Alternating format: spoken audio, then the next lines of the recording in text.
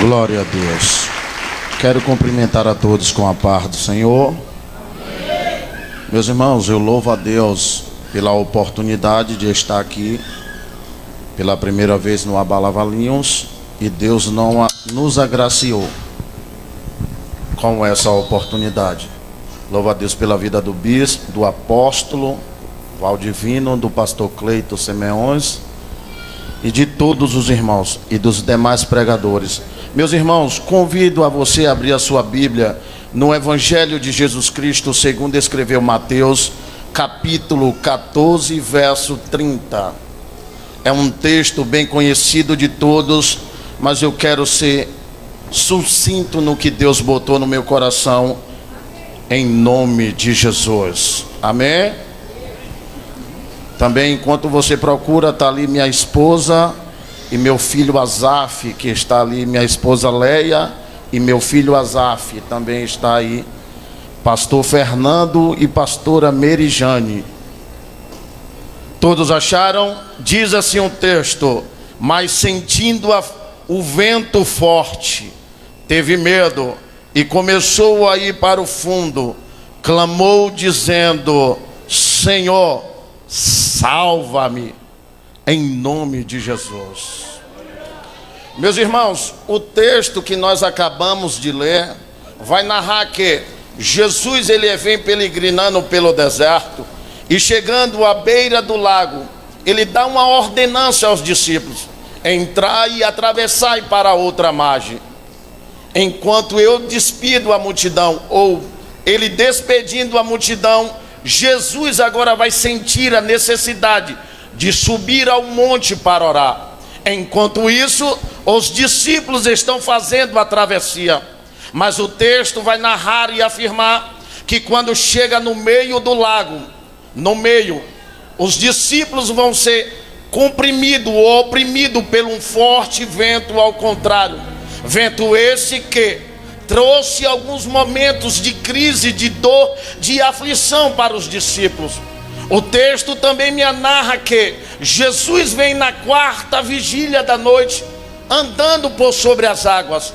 Eu percebo que durante o dia os discípulos vão entrar para fazer a travessia. Então dá a ideia e pensa que os discípulos passou durante algum período do dia e se estendeu pela noite, suportando ventos contrários. Quem sabe tem alguém aí embaixo que veio para o Abalavalinhos hoje através de debaixo de muito vento, tem ventos contrário, mas o que ele veio? Ele falou: eu posso estar passando pelo vento contrário, mas eu vou entregar a minha adoração. Eu posso estar vivendo um momento de crise, mas eu vou prestar o meu culto de louvor e adoração. Agora é o seguinte, irmãos, o que vai me chamar a atenção é que os discípulos passando o período da noite, eu imagino agora Pedro, João, Tiago, um olhando para o outro e perguntando: aonde está Jesus? Aonde está o nosso mestre? Que o nosso mestre não vem atender ou salvar a gente dessa tempestade. E a pergunta que não quer calar é: quem nunca fez a oração dessa no momento de crise que vivendo, chamando, dizendo: aonde está Jesus? Só que eu e você ler o texto e passamos despercebidos que o texto vai narrar, logo que ele despede a multidão, ele sobe para o monte para orar. Enquanto você está vivendo tempestade, ele está orando ao teu favor. Sabe por que o vento não te parou? Sabe por que o vento não acabou com o teu barco? Porque ele está orando diante do Pai. Ele está orando diante do Pai. Agora escuta, o texto vai me afirmar que os discípulos estão debaixo de grande aflição, ou de grande temporal de vento contrário. E Jesus vem andando na quarta vigília da noite.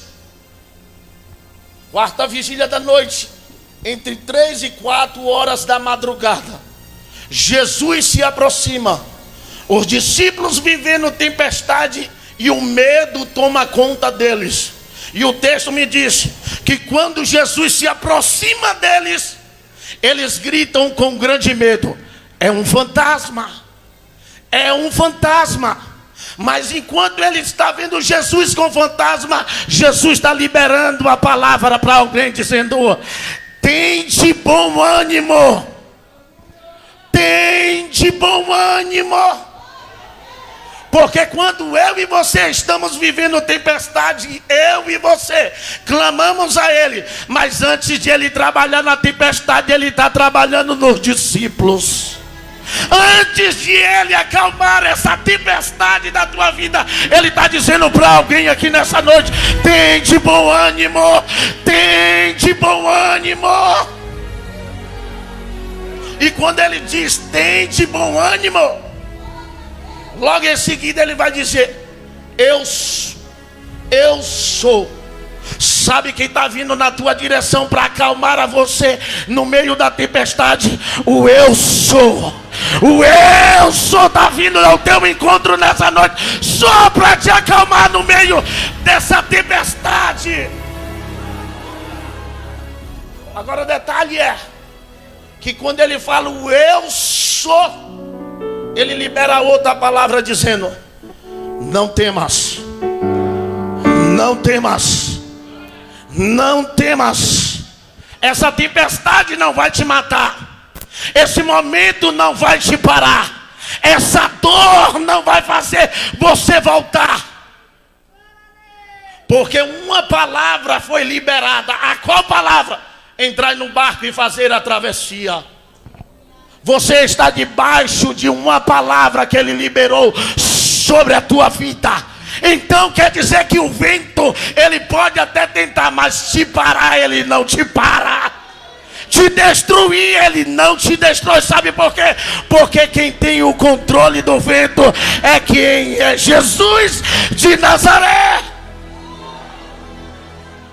E já para eu fechar a minha oportunidade, agora escuta.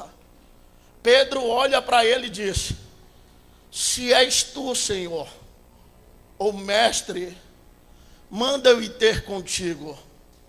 Há uma dúvida, mas mesmo na dúvida, Pedro está dizendo: se és tu. Jesus olha para Pedro e disse: vem, Pedro. O que Jesus quer de mim e de você no momento de crise, de dor, é andar no meio da tempestade. E Ele está chamando alguém aqui nessa noite dizendo: vem, Pedro, vem, Pedro. Só que detalhe, Pedro desce. E quando Pedro desce, porque assim, ele está embaixo, mas quando eu e você desce, ele sobe para cima. Sabe por que o vento não te parou, você andando no meio do vento? Porque a presença, ou a sombra. Porque quando eu desço, a sombra me cobre. A sombra está te cobrindo. É por isso que o vento não te parou. É por isso que o vento não fez você voltar ou pular fora do barco. Agora escuta.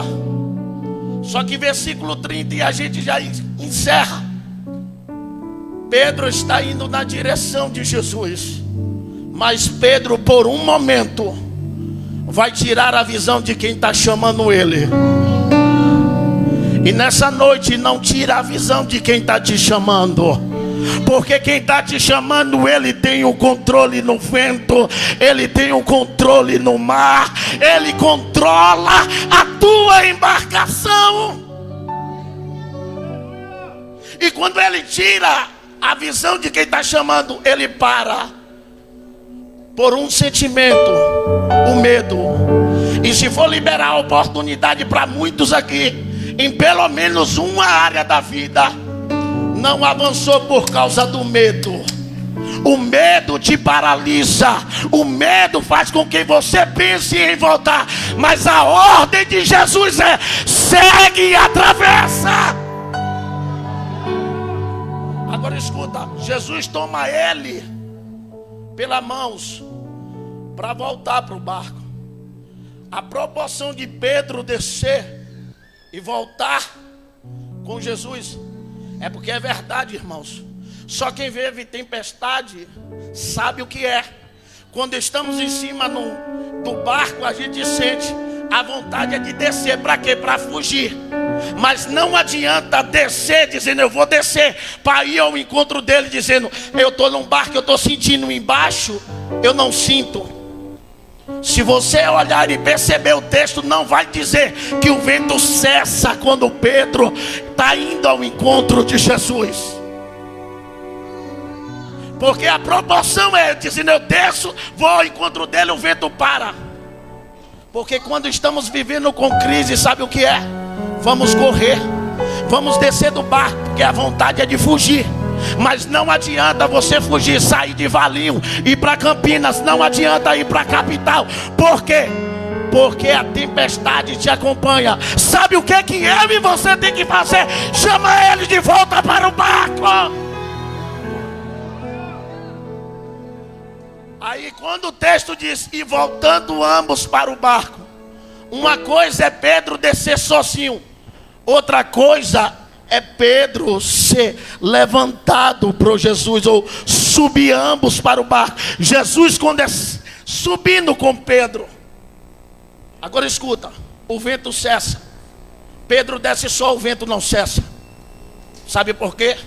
Porque Pedro desceu só, mas quando ele sobe com a presença.